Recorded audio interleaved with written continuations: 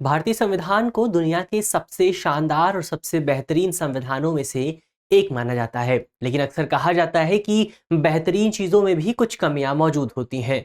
बेहतरीन चीज़ों का भी गलत इस्तेमाल किया जा सकता है। तो भारतीय संविधान के साथ भी अक्सर यही देखने को मिलता है कि संविधान के बेहतर प्रावधानों का इस्तेमाल कभी-कभी अपने राजनीतिक हितों को साधने के लिए भी किया जाता है। एक ऐसा ही मामला हमें उन उन राज्यों में देखने को मिल रहा है जहां पर विपक्ष की सरकारें मौजूद हैं। वो सरकारें वहां के राज्यपालों पर आरोप लगा रही हैं कि वो राज्य विधानसभाओं द्वारा कानूनी तौर पर, संवैधानिक तौर पर पारित किए गए विधेयकों को अपनी मंजूरी नहीं दे रहे हैं। तो आज इस वीडियो में हम इसी विवाद को समझने की कोशिश करेंगे। मेरा नाम है अक्षय और आपका स्वागत है दृष्टि आईएएस चैनल की इस नई वीडियो में। तो चलिए वीडियो की शुरुआत करते हैं और सबसे पहले वीडियो की रूपरेखा को एक बार समझ लेते हैं। तो वीडियो में सबसे पहले हमने न्यूज़ यानी कि हालिया खबर पर बात की। खबर को जानने के बाद हम संविधान में राज्यपाल के पद से जुड़े जो तमाम प्रावधान हैं, उन प्रावधानों को समझेंगे। इसके बाद विवाद को समझने की कोशिश करेंगे। फिर अन्य राज्यों का भी तर्क समझेंगे, क्योंकि मौजूदा विवाद जो है वो तमिलनाडु की तरफ से आया है। तमिलनाडु ने सुप्रीम कोर्ट में इस विषय को लेकर याचिका दायर की है कि जो सुप्रीम कोर्ट है वो राज्यपाल को ये निर्देश दे कि राज्यपाल जल्द से जल्द उन बिलों को अपनी जो है मंजूरी प्रदान करें। और अंत में सुप्रीम कोर्ट क्या कर सकता है इस मामले में, इस पर भी बात करेंगे और एक सवाल पर भी चर्चा करेंगे। सवाल जो है वो प्रीलिम्स का है और आप कमेंट बॉक्स में सवाल के जवाब को शामिल कर सकते हैं। इसके अलावा आज का जो हमारा वीडियो है आप उसे मुख्य तौर पर सामान्य अध्ययन प्रश्न पत्र 2 से जोड़कर देख सकते हैं। आप उसे भारतीय राज्य व्यवस्था और संविधान जैसे खंडों से जोड़ सकते हैं। तो चलिए वीडियो की शुरुआत करते हैं और सबसे पहले भारतीय संविधान में राज्यपाल के पद को लेकर किस तरह के प्रावधान किए गए हैं, सबसे पहले उन प्रावधानों को समझने की कोशिश करते हैं। तो इसमें से जो सबसे पहला और सबसे इंपॉर्टेंट प्रावधान है वो है संविधान का अनुच्छेद 153। क्या कहता है अनुच्छेद 153? भारतीय संविधान का अनुच्छेद 153 खुद राज्यपाल के पद के बारे में बात करता है। यह अनुच्छेद बताता है कि भारत के प्रत्येक राज्य में एक राज्यपाल, एक गवर्नर नियुक्त किया जाएगा। यह अनुच्छेद ये भी बताता है कि एक ही व्यक्ति को 2 या 2 से ज्यादा राज्यों में राज्यपाल के तौर पर नियुक्त किया जा सकता है। इसके अलावा यहाँ पर यह भी कहा गया है कि राज्यपाल की जो नियुक्ति है वो राष्ट्रपति द्वारा की जाती है, केंद्र सरकार की सिफारिशों के आधार पर। तो इस तरह से अगर हम संविधान के आधार पर देखें तो भारत में राज्यपाल को दोहरी भूमिका प्रदान की गई है, डुअल रोल दिया गया है। डुअल रोल कैसा है? तो सबसे पहले जो राज्यपाल है वो किसी राज्य का संवैधानिक प्रमुख होता है, किसी राज्य का कॉन्स्टिट्यूशनल हेड होता है। और कॉन्स्टिट्यूशनल हेड होने के साथ साथ वो राज्य और केंद्र के बीच में एक कड़ी के तौर पर भी काम करता है। तो यहाँ पर राज्यपाल को जो है वो दोहरी भूमिका प्रदान की गई है। इसके अलावा अगर आप देखेंगे अनुच्छेद 157 और अनुच्छेद 158, तो यहाँ पर राज्यपाल के पद के लिए जो आवश्यक जरूरी चीजें होती हैं, जो मापदंड होते हैं, जो योग्यताएं होती हैं, उनके बारे में बात की गई है। जैसे इसमें कहा गया है कि वो व्यक्ति भारतीय नागरिक होना चाहिए, उसकी जो कम से कम आयु है, जो न्यूनतम आयु है वो 35 वर्ष होनी चाहिए। इसके अलावा वो राज्यसभा, लोकसभा या फिर राज्य की विधानसभा का सदस्य नहीं होना चाहिए और ना ही उसके पास कोई ऑफिस ऑफ प्रॉफिट होना चाहिए, कोई लाभ का पद होना चाहिए। तो ये हमने तमाम शर्तों की बात कर ली है।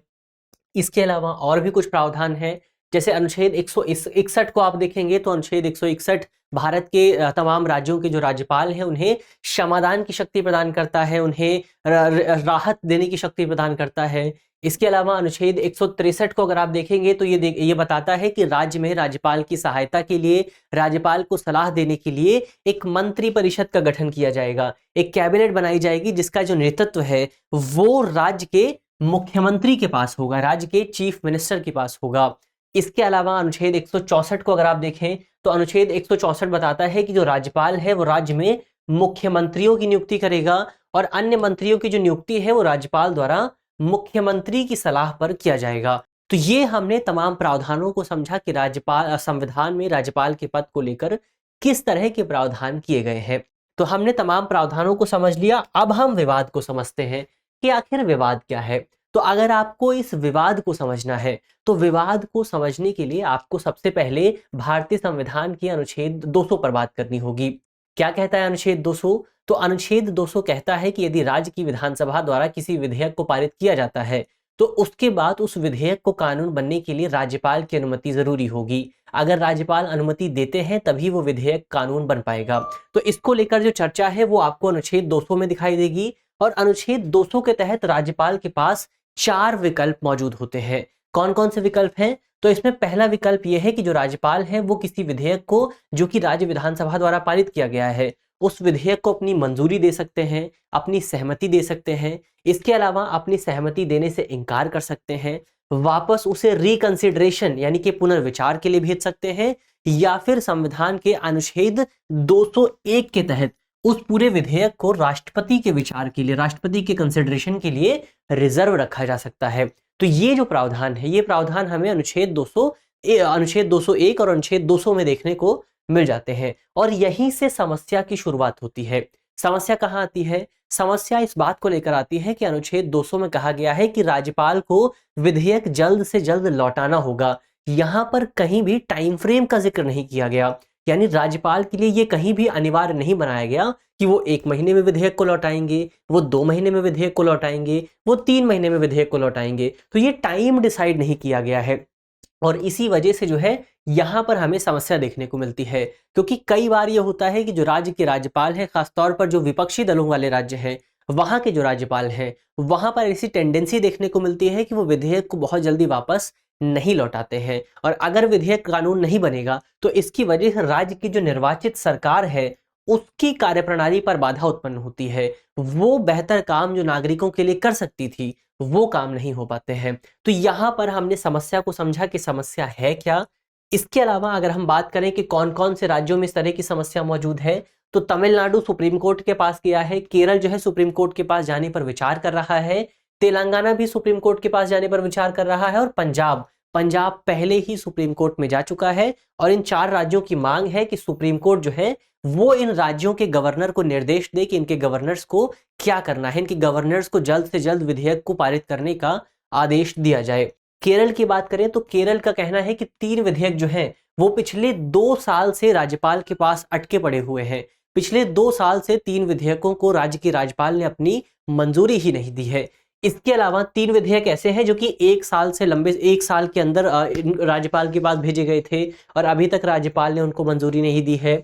अगर तेलंगाना की बात करें तो तेलंगाना का कहना है कि 10 विधेयक ऐसे हैं जो कि राज्यपाल के पास भेजे गए हैं और राज्यपाल ने उनको अपनी मंजूरी नहीं दी है। इसके अलावा पंजाब की बात करें तो पंजाब का कहना है कि 7 विधेयक ऐसे हैं जो कि राज्यपाल को भेजे गए हैं और राज्यपाल ने उन पर अपनी मंजूरी नहीं प्रदान की है। तो ये तमाम विधेयक हुए जिन विधेयकों पर राज्यपाल ने अभी तक अपनी मंजूरी प्रदान नहीं की है।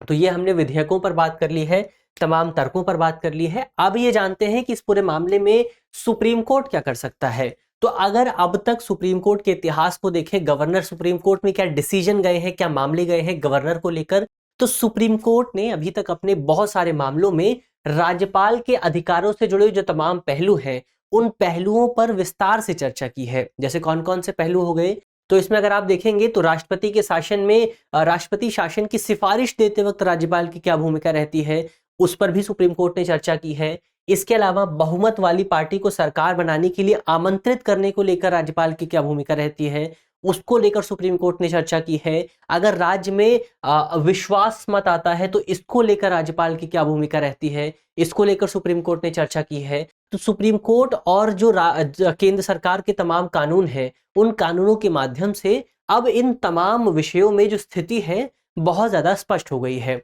अब क्या है, अब राज्यपाल की शक्तियों से जुड़ा एक दूसरा मामला एक दूसरा मामला अब सुप्रीम कोर्ट में पहुंचा है। तो जाहिर तौर पर सुप्रीम कोर्ट अब इस पर डिसीजन लेगी कि राज्यपाल के लिए क्या एक निश्चित टाइम फ्रेम में विधेयक को वापस करना अनिवार्य है। यह भी देखना दिलचस्प होगा कि क्या सुप्रीम कोर्ट इसके लिए कोई समय सीमा निर्धारित करती है या फिर नहीं करती है। तो ये हमने इस पूरे विषय पर विस्तार से बात कर ली है। अब अंत में क्योंकि विषय खत्म हो गया है तो अब एक सवाल की भी बात हो जाए। सवाल जो है वो प्रीलिम्स का है और आप कमेंट बॉक्स में सवाल के जवाब को शामिल कर सकते हैं। क्या है हमारा सवाल? तो आज का सवाल है कि संविधान के किस अनुच्छेद में राज्यपाल द्वारा राष्ट्रपति के लिए विधेयक को आरक्षित करने का, राष्ट्रपति के लिए विधेयक को रिजर्व करने का प्रावधान किया गया है? हमारे ऑप्शन है, ऑप्शन ए अनुच्छेद 163, ऑप्शन बी अनुच्छेद 200, ऑप्शन सी अनुच्छेद 201 या ऑप्शन डी अनुच्छेद 280। तो बहुत आसान सा सवाल है, अगर आपने वीडियो को ध्यान से देखा होगा तो आप आसानी से इस सवाल के जवाब को दे सकते हैं। अगर जवाब नहीं आ रहा है तो वीडियो को थोड़ा पीछे करके देखिए, जहां पर हमने इस पूरे विवाद की बात की थी वहीं पर इस सवाल के जवाब का भी जिक्र किया गया था। तो ये आज की हमारी पूरी वीडियो हुई। इसके अलावा यदि अभी तक आप चैनल पर नए हैं तो चैनल को सब्सक्राइब कर लीजिए। अगर आपने वीडियो को लाइक नहीं किया है तो वीडियो को लाइक भी कर लीजिए और वीडियो के लिंक को अपने दोस्तों के साथ शेयर भी कर दीजिए। इसके अलावा आप जानते ही हैं हम द हिंदू से जुड़ा एक प्रोग्राम चलाते हैं, तो उस प्रोग्राम को देखना भी बिल्कुल मत भूलिएगा। मिलते हैं आपसे अगली वीडियो में, तब तक के लिए अपना ध्यान रखिए, ख्याल रखिए, पढ़ते रहिए। धन्यवाद।